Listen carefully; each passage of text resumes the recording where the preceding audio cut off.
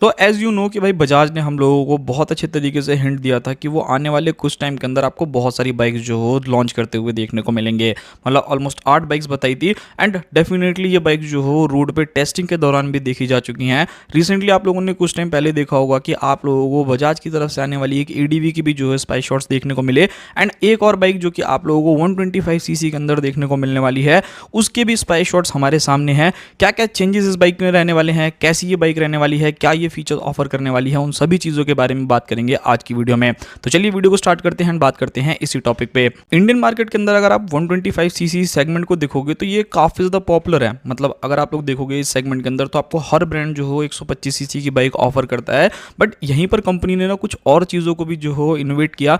मतलब मेरे कहने का ये है कि पहले लोगों को 125 सीसी की सिंपल बाइक्स बहुत पसंद आती थी, बट आज के टाइम में हो क्या रहा है कि बहुत ज़्यादा लोग जो है वो चाहते तो 125 सीसी की बाइक्स हैं, बट उसी के साथ लुक जो है ना वो उनको थोड़ा सा और ज़्यादा ज़बरदस्त टाइप का चाहिए। लाइक रिसेंट में अगर आप लोगों ने देखा होगा कि प्रीमियम 125 सीसी के अंदर आप लोगों को एक्सट्रीम 125R मिलती है, CB 125 है, रेडर 125 है।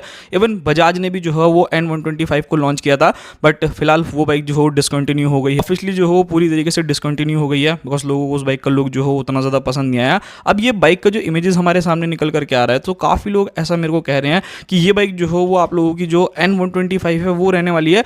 बट मुझे थोड़ा सा जो हो ऑब्जेक्शन है। मतलब देखो ठीक है, वेबसाइट्स पे लिखा हुआ है कि हाँ N125 जो हो एक्सपायर्ड हुई है, बट आप इसको पूरी तरीके से एक बार ऑब्जर्व करो फ्रंट से लेकर के रियर तक कि क्या ये आपको सच में लग रही है कि ये एक 125 सीसी की N125 है या फिर पल्सर की ही जो क्लासिक पल्सर आती है उसी की एक न्यू जनरेशन है।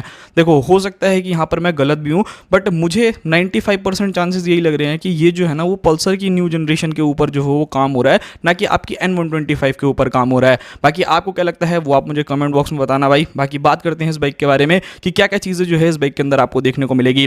सबसे पहली चीज़ अगर हम फ्रंट के लुक्स को देखेंगे तो ये काफ़ी हद तक इंस्पायरिंग आप लोगों को देखने को लगेगा कि ये पल्सर से ही जो आपकी जो क्लासिक पल्सर आती है उसी से इंस्पायर है। एंड कुछ टाइम पहले मैंने आप लोगों को न्यूज़ भी दी थी कि बजाज जो है ना वो अपनी पल्सर सीरीज़ को अब और ज़्यादा अपग्रेड करने वाला है। न्यू चैसी आपको मिलेगा, थोड़ा सा इंजन जो हो रिफाइंड रहने वाला है, फीचर्स में आपको चेंजेस देखने को मिलेंगे, लुक्स एंड डिज़ाइन में चेंजेस मिलेंगे।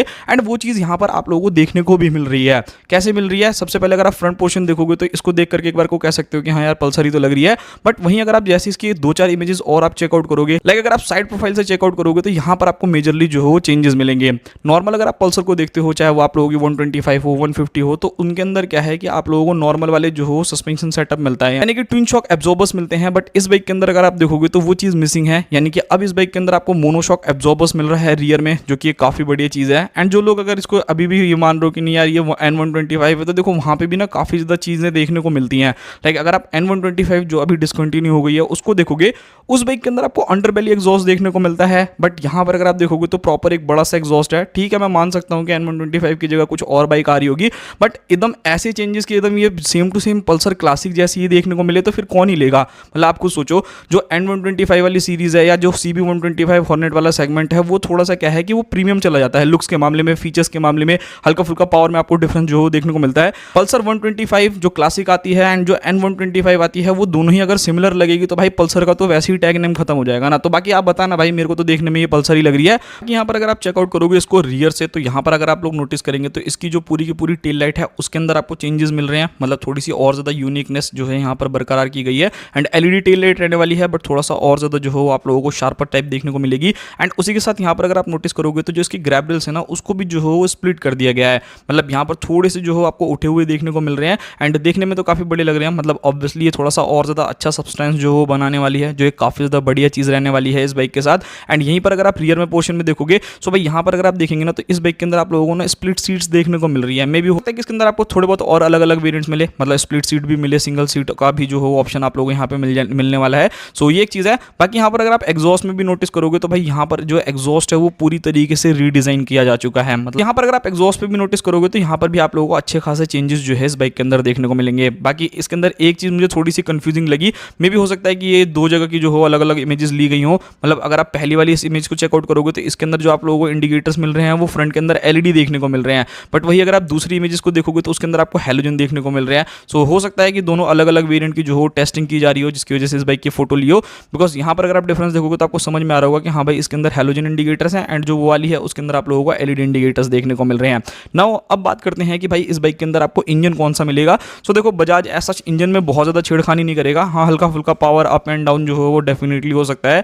125 सीसी का सिंगल सिलेंडर एयर कूल ही इंजन जो है वो ये बाइक आप लोगों को देने वाली है, जहां पर लगभग 12 bhp तक का पावर एंड 10.8 न्यूटन मीटर तक का टॉर्क जो है ये बाइक आप लोगों को जनरेट करके देगी with a 5 speed gear box.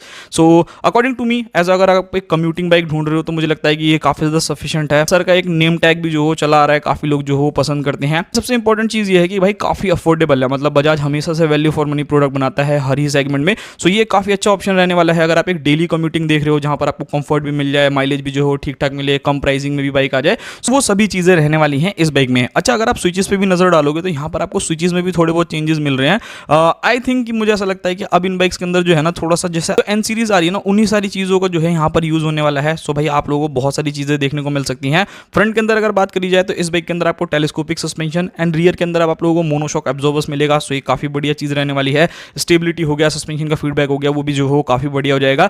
Bike के अंदर अगर आप देखोगे तो 240 mm की जो हो फ्रंट में डिस्क मिलेगी एंड 130 mm का जो हो ड्रम ब्रेक मिलेगा। सिंगल चैनल एबीएस में भी शायद आ जाए, एग्जैक्टली नहीं कह सकता, बिकॉज अगर आप ऑलवेज को देखोगे ना तो यहाँ पर ऐसा रिंग नहीं दिख रही मेरे को।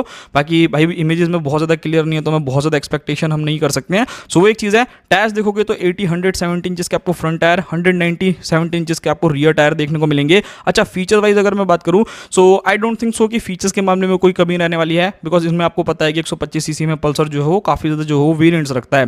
सो हो सकता है कि कुछ वेरिएंट्स हो जिसके अंदर आपको ऑल एलईडी सेटअप मिल जाए, मतलब फ्रंट की headlight, rear tail light and उसी के साथ इंडिकेटर, एंड कुछ वेरिएंट्स होंगे जिसके अंदर हेलोजन में आप लोगों को मिलेगा। डिजिटल मीटर डेफिनेटली आएगा, USB charger, split seat, new exhaust का ऑप्शन आपको मिलेगा एंड हो सकता है जो इन्फॉर्मेशन निकल करके आ रही है तो हो सकता है कि यहाँ पर आप लोगों के लिए जो कंपनी है वो भाई फ्लेक्स फ्यूल के साथ भी जो हो कुछ वेरिएंट्स को लॉन्च कर सकती है। न्यू ग्रैब रेल्स आपको मिलेंगे, Bluetooth connectivity, turn by turn navigation, start का जो हो ऑप्शन इस बाइक के अंदर मिलेगा।